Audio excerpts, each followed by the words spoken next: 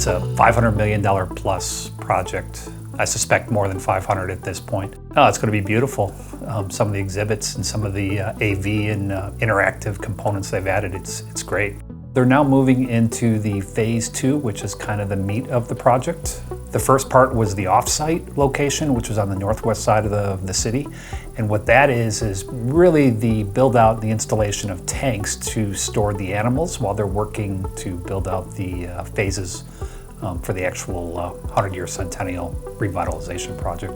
We're also involved with the AV systems, really specifically the network requirements for all the exhibits. There's an interactive component, there's some VR that's going in there. They're gonna have individual like iPads and stuff around that students and people visiting will be able to then walk in and then interact with the solutions as they are. If you've been to the shed, you'll notice it's a lot of tanks. It's interesting. It's probably one of my favorite museums to go to, certainly to take my kids.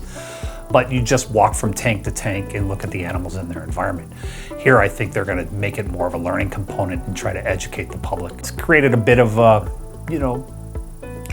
wouldn't say troublesome, but trying to figure out ways to reach these individual networking devices and AV devices that are in areas that certainly initially weren't built to associate telecommunications as we know it today.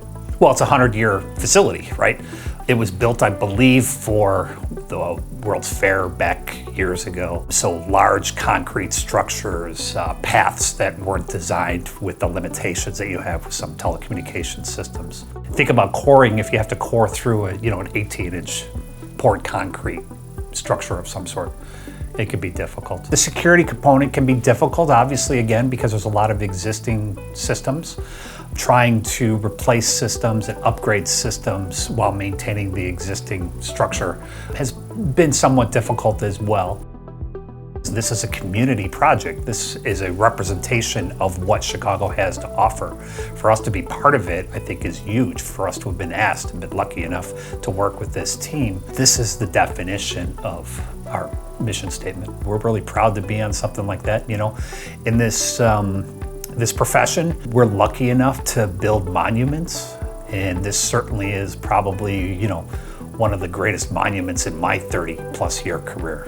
I'll be able to go there, my children, my grandchildren, be able to point and say, your father, your grandfather worked on this project with a team of professionals.